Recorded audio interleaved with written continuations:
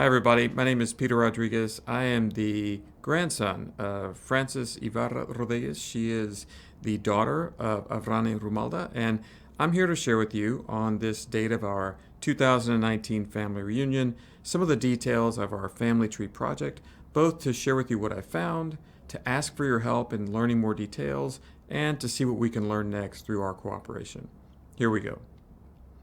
So the first thing I'd like to do is to share with you this depiction of our family tree that I put together on Ancestry.com. Now, a lot of you are already on Ancestry.com. A lot of you have connected with me, and that's been greatly helpful in finding out more details about our family, going back pretty easily to the late 19th century. To the late 18th century. And here is just one of the depictions that are on there. I've chosen my grandmother Frances on the left. We, of course, have Avran and Rumalda, who are parents that you're all familiar with. We also have both of their sets of parents, and we have almost all of their grandparents, except for one. And this is already pretty good data. Layered underneath each one of these individuals are all the records that we have, and some details about their birth, their marriage, baptismal records, and the like, and that's been really, really fantastic. However, as you can see on the right part of the screen, there are a lot of empty spaces, and that means there's a lot more data that we don't have that we could learn from by working together. As I always like to say, knowledge about the present informs knowledge about the past, and everything that we can learn today, whether it's through DNA, which I'll talk about later, or whether it's through some of the records you might have in an old shoebox or anywhere else, we could learn more about our family history. So let's talk a little bit more about that. And first, I'm going to switch away from this, and I'm going to tell you a little bit about how some present-day records can be helpful. So here's an example of a relatively recent record. This is a public record from the state of Texas, and it's the death certificate of Herculano Ybarra, who is one of our family members, as you know. This is Avran's brother, and he died in Hearne, Texas in 1950.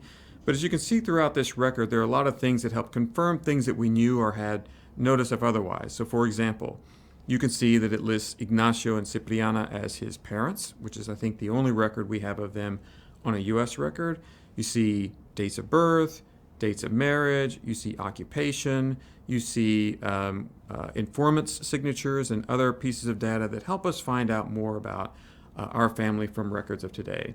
Now, I didn't find this record in a shoebox or an envelope that I had. This is a public record, but many of you have others, and if you scan it or share it with us, we might be able to fill in a little bit more. So that's one of the ideas. You can also use records like this one. So this is just a screenshot. If you follow our Facebook page, which is maintained by Michael Solar, then you've probably seen this record of the 1930 census that shows the family living in Houston, Texas. And you can see Avran and Rumalda, and you can see 10 of their children listed there below. Some of the names are spelled right, some not exactly right, but there's a lot of great data there that we can build on. So for example, you see things like their ages, you see what languages were spoke, you see which kids were born in Mexico and which were born in Texas, you see their ages, and even a little bit about their occupations. Now, if you look back, you'll find other records of other family members through the 1930 census, the 1920 census, and as far back as the 1910 census. But this is something that else that I would like for you to look into. You can see more information. I'm going to screenshot a little bit more to the right, and you can see that here's some data on a few of the family members. So for occupation, you can see that Avran, Concha, or Concepcion, and Jose are listed as berry pickers. Donaciano was in building construction, but you have a lot more data like this. So again, anything you can give us that's useful here would be really valuable. A little bit tighter shot of an earlier part of this page will show you a few of the names. Not all of them are spelled correctly. It'll give you birth times, and you can see things like whether the home was owned or rented, and this home was owned. And you can see the listed ages married, 18 for Avran, 14 for Rumalda, and all the children under 18 in the house were listed as having attended school in the prior year, which would have been 1929 for this record. Here's one further record. So this is a naturalization certificate from Rumalda from the 1950s, but you can see that it also confirms a lot of the data that we've had from other sources, but is really useful. So for example, there's an address, 2211 Pasadena Boulevard, which some of you may be familiar with. There is information on where they were married and where Avram was born in Villa de Arteaga. That's a little bit misspelled here in this record. Where they were married in Castaños, Coahuila, and the date. So again, any records you have like this are valuable. Here's one you probably wouldn't have. It's from a Catholic Church record in Coahuila, but it connects to the other one. And this is a record, or this is a copy of the marriage certificate of Avran Romalda. It's dated from 1902, a date that corresponds to that date listed on the prior record, but for a few days. And it also references grandparents. So Ignacio Ibarra and Cipriana Corda are listed here as parents of Avran. And if you want to go even further back than that, we have a record like this from 1868, which is the marriage record of the parents of Romalda, who are Catarina Aguiar and Santiago Gonzalez. And you see other people listed there as well. Some of the records and some of the penmanship is easier to understand than the rest, but I think you get the point that the more we share records like this, the more we can learn and the more we can verify about the family history, and that's interesting and fun for a lot of us. So let me go back to that original family tree that I showed you at the beginning of the presentation, and you can see all the points that we have filled in and all the points that we don't. And I want you to look up near the top. You'll see the grandparents, or I should say the paternal grandparents of Avran, who are Jose and Maria. So Maria Leonarda Siller. Her family tree goes back a really long way. That's a really interesting name. It has some German derivation and English derivation in it, but it's through a family line in northern Mexico, and we can follow that one back a really long way for some of the oldest records we have. So if you take that back a little bit further, it's a slightly different depiction. You can see it can take you all the way back to the late 1600s. So that's an awfully long time ago. Certainly to the rightmost people on the list, that takes you back kind of pre-Mayflower. But these are really good records, and it's the best data that we have. Now you might wonder why we have confidence in the data, and I can talk a little bit about more about that later. But I'd again point out that there are a lot of holes. So as interesting as this is, there are still a lot of gaps there. But you can follow this family tree.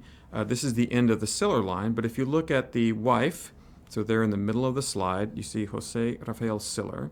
His wife is Ana Dominga Davila, and her family tree goes back even further. So let's follow that a little bit more if we can. So there's her family tree. It still leaves a lot of holes, but you can see you're back into the early 1600s.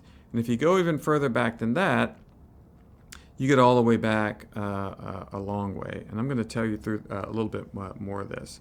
These ancestors, many of them connected to some really early settlers in Mexico, some of the first Europeans who would have been in this part of the Americas. But we could learn a lot more with just a little more help and a little more data, and in fact, a little more DNA, which I'll mention. So let me go back one layer further. I think this is as far as we can possibly take it. If you start on the far right, there at the bottom, you see Ana Dominga Davila. You follow her tree all the way through the Falcon family, Los Olivos. You follow them all the way back a little bit further, and you get the most complete family line there. And some of these people were transatlantic migrants, so we'll talk a little bit about more of them. And as you wouldn't surprise you, some of them had enough land early enough, and they were frequently recorded in the Catholic Church, and that's where all of these records more or less come from. So going all the way back, you can see a few of their ancestors.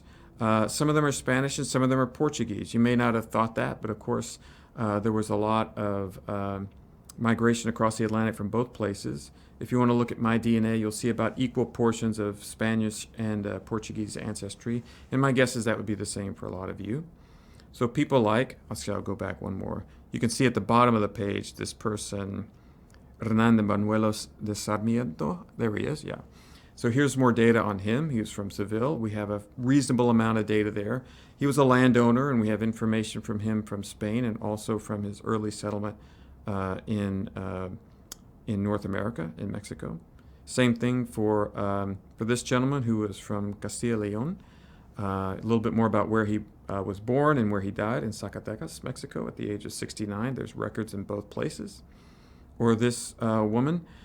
This is an interesting one. She's from Andalusia in Malaga, which I'll show you in a moment. She also made the journey over and died in Zacatecas. Another. I'll make all these slides available, and you can see them on the Facebook page, or you can get them in another format for me, which you like. But these are all interesting pieces of data. I think you'll enjoy looking at all of them. Here's one more. Jose de Trevino de Alcocer, born in 1535. That's a long, long time ago, also from Castilla y León, and made it all the way over, and he married in Mexico City, They had 12 children in 39 years, and you can see the rest. An early settler of the northern part of what is today Mexico. And here's another woman. Yeah, sorry, I didn't read that. She was born in 1576. You can see some of the places here on the map. You can see Coimbra, Portugal, up there in the upper left, where we have some relatives there, all the way down to Malaga, which is denoted by the red bubble near the bottom, and Seville in the middle. Now, to sort of end it out, I would just say that some of the confirmations we're able to get on some of the connections are more than just records and names. Here are some DNA results that help us confirm some of our current relationships and help us to find people who are related to us, but that we might not have known were related to us. So for example, through Ancestry.com, here is a DNA connection to me and Brian Solar. So Brian and I are cousins, of course. The prediction here from Ancestry.com is about right. We're second to third cousins. But this lists all the people to whom we are also related on the basis of their DNA shared through the site. So there are a lot of familiar names there to many of you. There are a lot of Duranes, which I see on the list, and that's a lot of our family members we know. Or fourth down the list, Adolf Sainz. The Sainz family we know is highly closely connected to us. That's Aunt Mary's kids. And I can see second from the bottom there on the left-hand side, or the left-hand image, Stephen Sobe. That is, of course, Aunt Lucy's grandson, son of Lydia. And everybody else on the right, like Aubrey Armstrong and more Duranes. So with this, we can help connect back through and find connections and all the other people here to whom we're also related, and use their data and their large caches of data. Some of them have really a lot of records and family trees, and it helps us fill in the information that we don't have. To use this even more, you can do something called a Through Lines project. And what a Through Lines project does is it connects everyone who has DNA that's related to a particular individual on their family tree. So here I've chosen Jose Ignacio de Jesus Ybarra, who is the grandfather of, father of Avran. And you can see everyone to whom he is tied in a family tree, and who is also connected to me in DNA, or I could have chosen Brian. So you can see in the middle there's me, Stephen Sobe, who I know that I'm related to, and of course a few of these through Theodonostiano and Jesus and others are also related, and we can confirm it and find everyone in the middle as well. You can see another one here for this relationship. I did not know Kathy Buckley before, but I contacted her after we got these DNA results and confirmed our ancestry in a way that helped us both verify some of the data we have and make connections that we didn't have already. You can carry back even further and look at someone like the Siller family. Now, I didn't know any modern-day Sillers, but I was able to connect with DNA with people here and find all the connections in between. And that's valuable because while we usually have direct data, children to parents, parents to their grandparents, etc., aunts and uncles, cousins, they get lost along the way, but it helps fill out the picture, and this is one way to get there. And if you want to go back even further and broader, I can go all the way back to Ana Dominga Davila. That's a woman that I mentioned earlier in the presentation, as having a really large, deep, well-established family tree. And you can find all this cache of people here at the bottom to whom we're related, but many of whom I didn't know at all. So any data you have is really valuable and really helps us fill this out. So lastly, I just have a request for your help on this occasion. I think it's a good moment to do it. And that request is just this. Connect with us. You can connect with any of your family members or your family captain, or you can connect on the Facebook page, but my name is Peter Rodriguez. My username on Ancestry.com is PROFPROD. If you connect with me, I'll share all the data I have, and you can help me correct the data that I have or find new sources of information that are interesting. Please share information with us, especially documents that you have. Take an image of it, share it in a picture or a PDF, find a family member that you trust to share it with, or share it with us on Facebook. All these things help us make sure we have the best records possible. Look at the records that we do have. We often have misspelled names, slightly wrong dates, wrong attributions of places where people went to school or lived. Any of those corrections we highly value. And if you're comfortable, consider taking a DNA test. I took a DNA test, which is just as easy as spitting into a small plastic vial and mailing it in to Ancestry.com. I've done that and 23andMe, and I've connected with a lot of our family members on both sites and found more information that's useful. We love to have old pictures and old images to share with others to keep them interested and engaged and teach them more about the family. And please stay connected.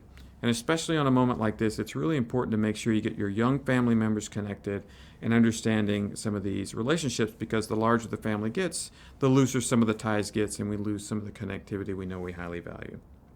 So that's it. I just want to thank you all for your help and say God bless everyone. I hope you have a fantastic occasion for this family reunion, and I look forward to staying connected with you.